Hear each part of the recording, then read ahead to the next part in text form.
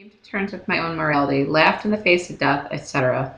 The truth, my only thought was, ah! The river raced toward me at the speed of a truck. Wind ripped through my breath from my lungs. Steeples and skyscrapers and bridges tumbled in and out of my vision. And then, la-boom!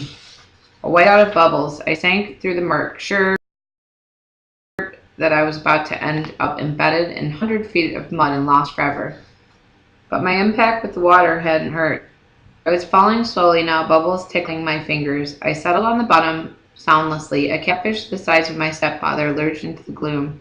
Clouds of silt and disgusting garbage, beer bottles, old shoes, plastic bags swirled up around me. At that point, I realized a few things. First, I had not been flattened into a pancake. I had not been barbecued. I couldn't even feel the chimera's poison boiling in my veins. I was alive, which was good. Second realization, I wasn't wet.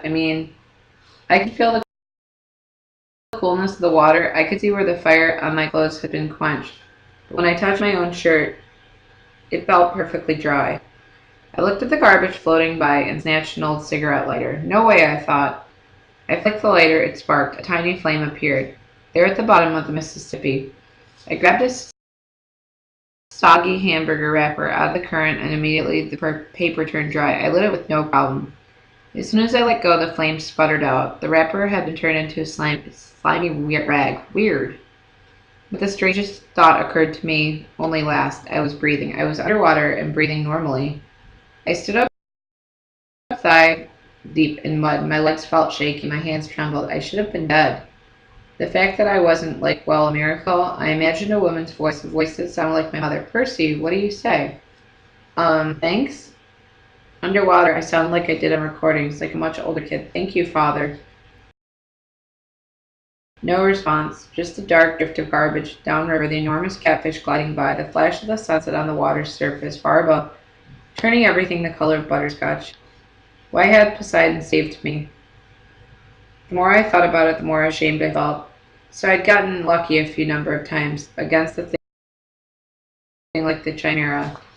I'd never stood a chance. Those poor people in the arch were probably toast. I couldn't protect them. I was no hero. Maybe I should just stay down here with the catfish, join the bottom feeders. Thump, thump, thump. A riverboat's paddle wheel churned above me, swirling the silt around. There had not been 5 feet in front of me, and it was my sword. It was gleaming bronze hilt, sticking up in the mud. I heard a woman's voice again. Percy, take the sword. Your father believes in you.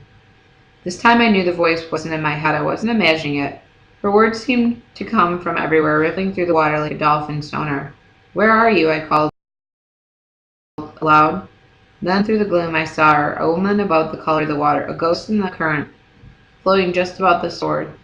She had long billowing hair and her eyes barely visible, green like mine. A lump formed in my throat. I said, Mom? No, child, only a messenger, though your father's fate is hopeless as you believe. Is not as hopeless as you believe. Go to the beach in Santa Monica. What? It is your father's will. Before you descend into the underworld, you must go to Santa Monica. Please, Percy, I cannot stay long. The river here is too foul for my presence. But I was sure this woman was my mother, or a vision of her anyway. How did you? There was so much I wanted to ask, but the words jammed up my throat. I cannot stay, brave one, the woman said. She reached out, and I felt the current brush my face like a caress. You must go to Santa Monica, Percy. Do not trust the gifts. Her voice faded. Gifts? I said. What gifts? Wait. She made one more attempt to speak, but the sound was gone. Her image melted away. If it was my mother, I hadn't lost her again. I felt like drowning myself. The only problem, I was immune to drowning. Your father believes in you, she had said. She also called me brave, unless she was talking to the catfish. I waded toward the riptide and grabbed it by the hilt. The chimera might still be up with its snaky fat mother, waiting to finish me off. At the very least, the mortal police would be arriving, trying to figure out who had blown a hole in the arch. If they found me, they'd have some questions. I capped my sword, stuck the ballpoint pin in my pocket. Thank you, Father, I said again in the dark water. Then I kicked up through the muck and swam for the surface. It came ashore next to a floating McDonald's. A block away, every emergency vehicle in St. Louis was surrounding the arch. Police helicopters circled overhead. The crowd of onlookers reminded me of a Times Square on New Year's Eve. A little girl said, Mama, that boy walked out of the river. That's nice, dear, her mother said, craning her neck to watch the ambulance. But he's dry. That's nice, dear. The news lady was talking to the camera. Probably not a terrorist attack, we're told. But it's still very early in the investigation. The damage, as you see, is very serious. We're trying to get some survivors to question them about the reports of someone falling from the arch. Survivors. I felt a surge of relief. Maybe the park ranger and the family made it out safely. I hoped Annabeth and Grover were okay.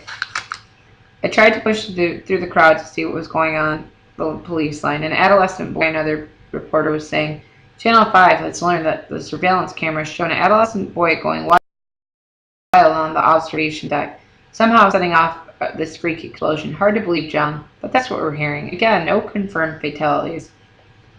I backed away, trying to keep my head down. I had a long way to go about the police perimeter. Uninformed officers and news reporters everywhere.